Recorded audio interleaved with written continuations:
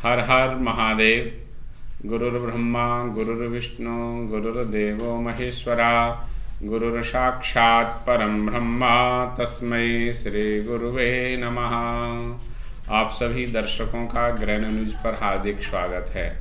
आज हम चर्चा कर रहे हैं दीपोत्सव पर और ग्रहण काल जब हमारा प्रारंभ हो रहा है भारत में, इस विषय पर भी हम चर्चा कर रहे हैं। जैसा कि सामान्य चर्चाएं जन जन तक पहुंच रही हैं अन्य माध्यमों से, गुरु आश्रमों से, उसी विषय पर रोहित प्रियदर्शन जी के माध्यम से हम लोग भी आपके सामने कुछ सूर्य ग्रहण को लेकर के वार्ता करेंगे और दीपोत्सव हमें कैसे मनाना है, कब मनाना है, इस पर भी चर्चा करेंगे। पहले हम बात करते हैं सूर्य ग्रहण की। सूर्य ग्रहण हमारे यहाँ परंपरा है, प्रत्येक अमावस्या जब कभी होती है तो अमावस्या को सूर्य ग्रहण पड़ता है। इस सूर्य ग्रहण में एक विशिष्ट बात होती है सूतक काल की। तो सूतक काल जब हमारा शुरू होता है, सूर्य ग्रहण जब प्रारंभ होता है उससे 12 घंटे पहले, 12 घंटे पहले हमें सूतक की वजह से कोई भी खाद्य सामग्री अथवा शयन आदि कोई भी कृत्य ऐसा नहीं करना है जिससे कि हमारे आराध्य को कुछ कष्ट हो गए। तो 12 घंटे का मतलब उस दिन है कि 4 बजे प्रातः काल 25 तारीख को सूतक काल प्रारंभ हो जाएगा। और सूर्य ग्रहण हमारे यहाँ जो भारत में रहेगा, विशेष दिखाई देगा, वो वैसे तो शाम को 4:29 से और शाम को 6:26 तक रहेगा।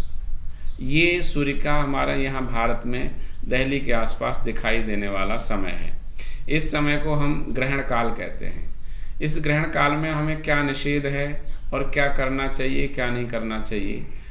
प्रथम बात है कि हमको कोई भी ऐसा कृत्य नहीं करना है जिससे कि खान पान की वस्तु हैं, खान पान हमें एकदम नहीं लेना है। जैसे चाय, कॉफ़ी, जल आदि लोग ले लेते हैं, उसका भी निषेध है।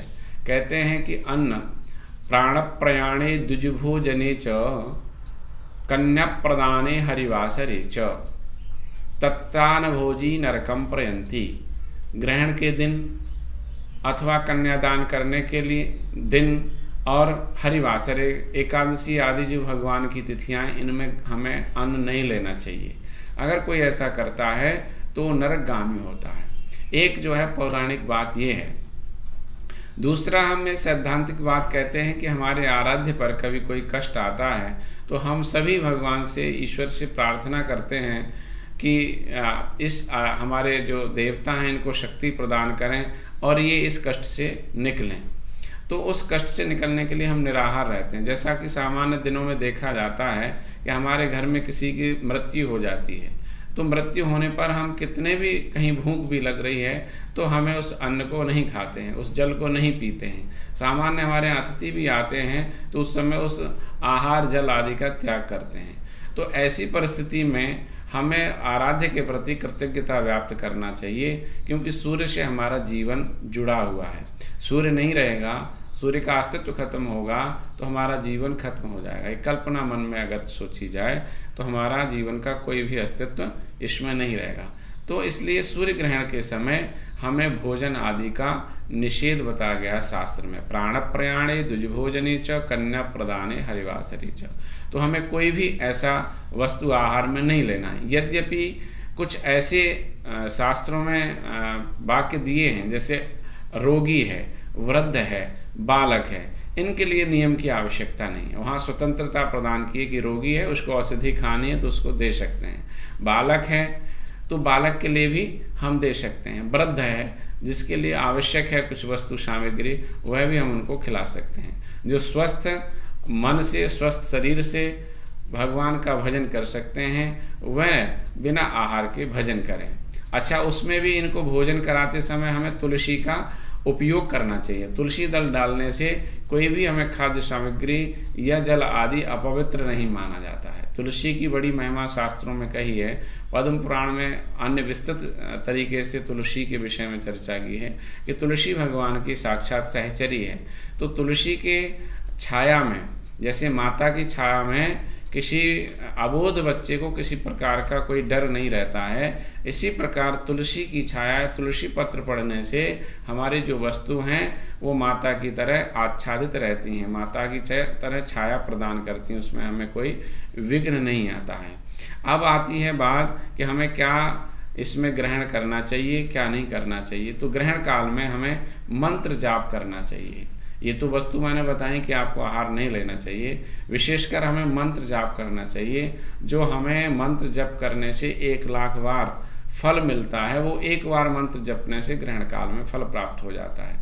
तो ऐसा सुलभ और सुयोग्य सुअवसर आपको खोना नहीं है कि हमारे यहाँ 12 राशि हैं। 12 राशि में जैसे वृश्चिक, कन्या, तुला और मकर, इन राशियों पर विशेष प्रभाव रहेगा। इन राशि वालों के लिए विशेष शुभ फल है कि इसमें जो भी मंत्र जप करें वो निश्चय उनको फल प्रदान करेंगे।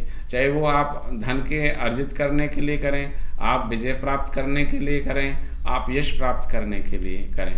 उसमें अलग अलग विधान स्तोत्र आदि का मंत्र का है, अथवा गायत्री मंत्र सभी लोग जानते हैं। उस गायत्री मंत्र का जप आप करेंगे तो आपको बहुत पुण्य प्राप्त होगा।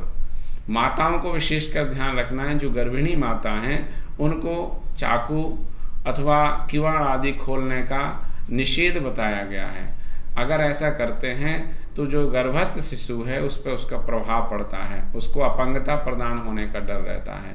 इसलिए गर्भिणी माताओं को अपने उदर पर लाल गेरू अथवा गाय का गोबर लेपन करके भगवान हरि का भजन करना चाहिए, तो वह जातक तेजस्वी ओजस्वी होगा। अथवा चाकू आदि और किवाड़ आदि खोलने आदि का निषेध इसलिए है कि उस जातक पर, उसके अंगों पर पूर्ण प्रभाव पड़ता है। ऐसा हम लोग देखते आए हैं और अनुभव करते आए हैं, जिन जिन माताओं ने ऐसा किया है।